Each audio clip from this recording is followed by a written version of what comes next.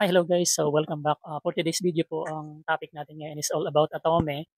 Paano mag-apply dito kay Atome and ano po yung mga benefits. Kasi dun po sa mga nagtatanong bakit daw sikat na rin itong si Atome, marami raw nagbablog about Atome and ano raw po yung mga benefits nito. Tapos may nagtatanong credit card ba ito o anong klaseng card po itong si Atome. Kasi curious din sila. Yun nga guys, so na-vlog ko na rin po ito before last, I guess 2023. I started my journey dito kay Atomic in August of 2023. So nag-start lang ako sa 4,000 pesos. Guys, itong si Atomi is it's like a credit card pero hindi talaga siya actual credit card kasi kapag ginamit niyo po siya sa physical store is ang sasabihin niyo savings. Pero it acts like a credit card po. Kung ano yung mga benefit ni credit card, halos meron na rin po dito kay Atomi. So ano po yung ano ba itong si Atomi? Si Atomi is parang pino-pronounce siyang available to me kaya tinawag siyang Atomi. It was established in 2022. So backup nito AUB. So so Asia United Bank po yung kapag nagbabayad kayo dito kay Atomic is under kay AUB siya. Kasi sa AUB yung nag-establish dito sa Philippines. So ano po yung mga requirements para maging eligible po kayo? So at least dapat 18 years of age, tapos meron kayong government ID, tapos available yung mga information na need ni Atome dun sa application. Parang usual lang rin po. Tapos dapat meron po kayong Atome apps po sa Atome apps. Pero kung gusto nyo rin po, meron din po tayong referral code na pwede nyo gamitin pag-apply ni Atome. Itong si Atome is buy now and pay later. So ibig sabihin, pwede nyo gamitin yung si Atome card na pambili tapos utangin nyo and then bayaran nyo later. And you can borrow up to 40 days with no interest guys. So up to 40 days. Kasi yung ano nito, yung billing cycle is 30 days. So after ng due date ng 30 days, mayroon pa po kayong 10 days para bago mag-due date yung yung bill nyo. So 30 days lalabas na yung bill nyo and then hindi pa po siya mag-due date kahit hindi niyo po pa siya bayaran. Kasi may 10 days pa po kayong allowance para bayaran po. Yun yung niya, yung due date niya. Ang kagandahan nito kay Atome is unang-una is wala siyang annual fee like any other credit card na usually malalaki yung mga um, annual fee like between 1,500 pesos pataas. Dito wala po siyang annual fee. Wala rin po siyang income requirements katulad ng ibang credit card na dapat 180,000 at least within 1 year pataas. So yung card na makukuha nyo dun, depende kung magkano po yung yung income. So ganun po sa credit. Isa pa sa kagandahan dito kay Atome is napakasimple ng application, walang maraming tsetsa-boretsa at like 'pag nag-apply ka ng credit card dapat meron pa kayong credit card, dapat holder kayo parang gano'n tapos maganda yung, income background niyo. Dito, simple lang po yung application guys, so follow niyo lang po yung mga ibang steps na ipapakita natin. And yun nga marami nga nagtatanong ano raw nga po 'tong si Atome. Yun nga guys, si Atome is buy now and pay later. Parang nahahawig din po siya sa mga day credit, tapos dito kay Maya na may 30-day yung credit, 'di ba? Marami na rin po katulad ni CIMB. Pero kakaiba 'tong si Atome. Ang kagandahan pa nito is may physical card siya. Unlike sa ibang buy now, pay later, wala silang physical card. Usually gumagamit lang sila ng QR code. Dito pwede rin kayong gumamit ng QR code kasi enhanced na po itong si Atome. Tapos puwede rin po kayong mag-earn points towards dun sa mga purchases niyo. Sasali lang kayo dun sa nila, yung mga pakulong nila dun sa apps. And may dalawang klase ng credit ng card siya. Yung isa yung physical card, ta's yung iba yung isa naman yung second is virtual card. Yung virtual card siyempre po, yun po yung ginagamit natin sa mga online purchases. Like kung gusto niyo magbayad ng bill like katulad ni Meralco, puwede niyo rin pong gamitin 'tong si Atome. Kasi hindi naman natin magagamit yung physical card. Ta's kung bibili naman kayo sa mga physical stores, yung physical card niya. Yung physical card niya po kasi ganito po itsura, oh. Ayan po, parang may letter A na yan. Yung sa akin kasi is black. May tatlong variants kasi ito, yung isa yung silver, tapos yung isa yung medyo feminine yung pink. So depende po sa sa personality niyo. Sa akin pinili ko black.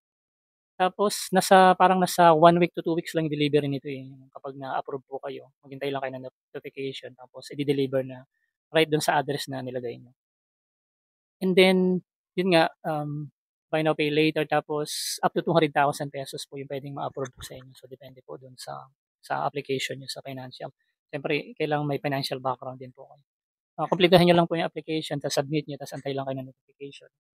And yun nga guys, so sharing nga with you yung ano, yung mga benefits nito, bakit bakit si Atome, 'di ba?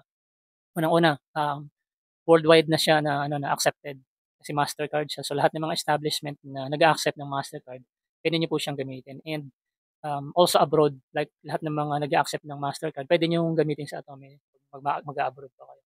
Yun nga, so pag na-approve kayo rito, depende po yung ano niya, yung limit na ma-approve po sa inyo. Kasi ako, yung journey ko, nag-start ako August 2023. Nag-start lang ako ng 4,000 pesos. Pakita natin dyan yung history natin.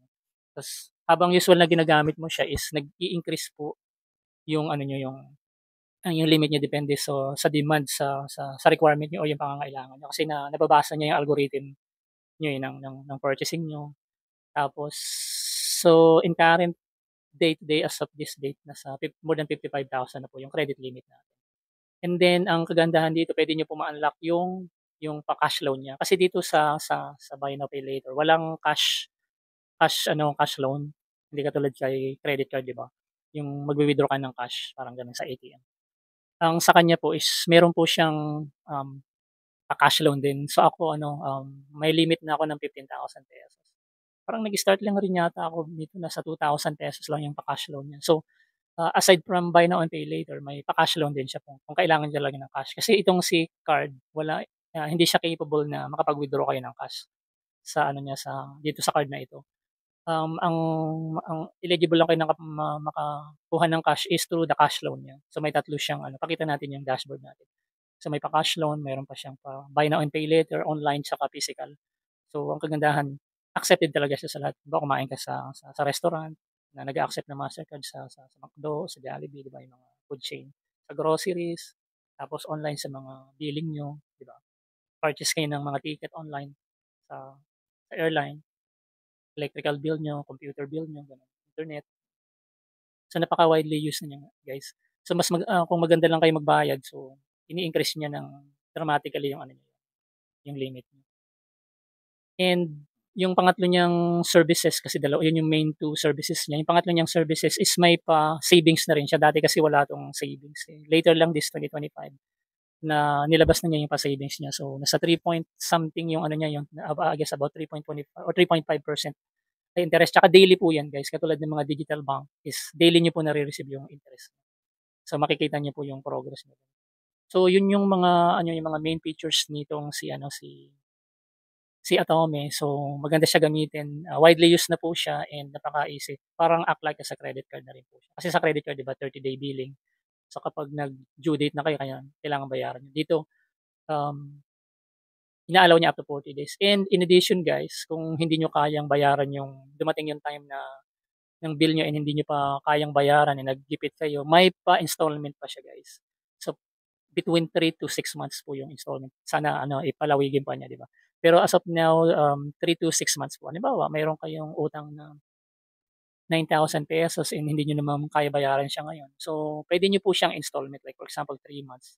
So, click niyo lang po yung 3 months installment. So, hahatiin niya sa tatlo yan. Pero dito guys, may interest na po yun. Dun papasok yung interest ni ano, kasi in-installment niyo na yung utang niyo, eh, 'di ba? So, yun ang kagandahan, flexible, pwede niyo installment, hindi niyo kayang bayaran. And dun po sa installment guys, ito guys yung installment dito kasi sa mga nagtatanong. May video na tayo rito, all about Atomic, tapos kung ano yung mga question niyo kay Atomic. Check niyo lang po yung playlist natin, all about Atomic. Kasi marami rin nagtatanong paano mag-installment, paano iwasan yung installment, ganun. Kasi iba ayaw nila installment, pero na-installment nila. Yung installment guys, lalabas lang po 'to after ng due date. Kasi may 10 days pa kayong allowance, eh. So 'pag nag-due date na halimbawa, for example, today 1, nag-due date ka, lumabas na yung bill mo. So 'pag lumabas na yung bill niyo po, puwede na po siyang i-installment. So lalabas lang siya between ng due date tsaka billing date. Pero kung wala pang billing date, hindi niyo pa po siyang installment. Puwede niyo lang siyang i-pay in advance. So walang installment dun, halimbawa gusto niyo ng bayaran siya, that's puwede naman kung may pera na kayo bayaran niyo. Pero kung wala naman, hinihintay niyo yung billing, lalabas na installment, puwede niyo na pong installment. Kung may mga tanong kayo, about dito sa Atome, mag-drop lang kayo ng question niyo diyan sa comments field or bisitahin niyo po yung playlist natin, yung all about Atome. Marami na po tayong mga information na shinare dun sa playlist natin. Kung hindi pa po kayo subscriber and napadaan kayo, kung gusto niyo mapanood pa yung mga ibang mga video natin, mga bagong mga video na ilalabas natin, huwag kalimutan po guys mag-subscribe. Maraming salamat kung magsa-subscribe kayo. And yung bell notification para notified din kayo kung may mga bago tayong video na ilalabas. And thanks so much guys for watching and hope to see you next time.